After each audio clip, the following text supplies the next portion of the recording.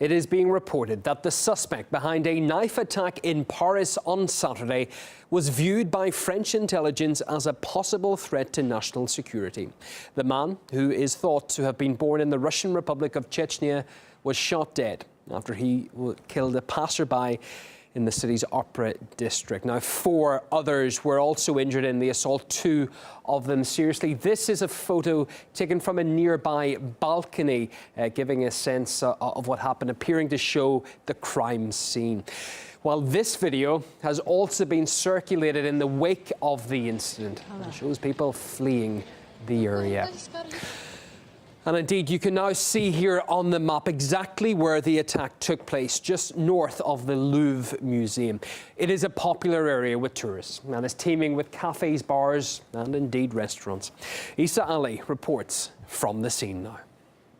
It was here that the attack took place late on Saturday evening in the very busy Opera district of Paris. People were shouting for the police, and we saw a guy lying on the street right on the crosswalk with blood on his shirt.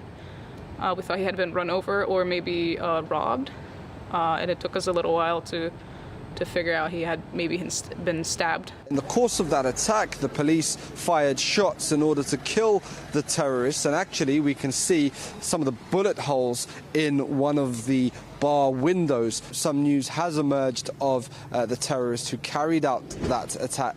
He's thought to be a Chechnyan who received French citizenship in 2010. And interestingly, he was known to police. He had been put on a list of people who had known extreme views, and that follows a pattern we've seen repeatedly at many instances of people who have carried out terrorist attacks.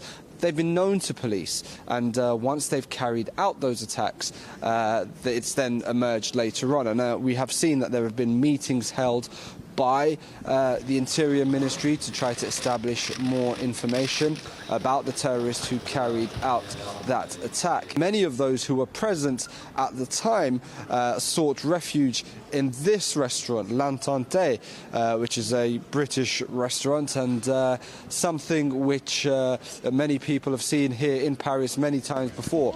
Civilians fleeing for safety and ducking into restaurants and bars to get away from danger. We were standing in the street looking what was happening, and the attacker came down this road here with his hands covered in blood, holding a knife. Up in the air, we had 3 policemen on foot here, and he went towards them. They tried to taser him twice. It didn't work. He then managed to isolate one of them and moved down the street, trying to attack him. And there were 2 shots fired, and he was shot dead 2 meters in front of the restaurant. It comes on the first anniversary, or the eve of the first anniversary of the rule of Emmanuel Macron, and that would lead presumably to the same questions that were being asked of Mr. Hollande, where doubts were being raised whether he could provide security for France's citizens, and Mr. Macron will be hoping he doesn't face the same accusations.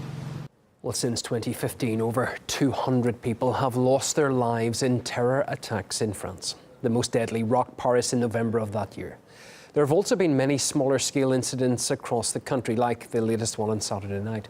Former British intelligence officer Annie Machon told us that many have been following a clear pattern. There was a state of emergency that was lifted, but in fact the new incoming President Macron at the time then instituted a number of the measures from the state of emergency into permanent law.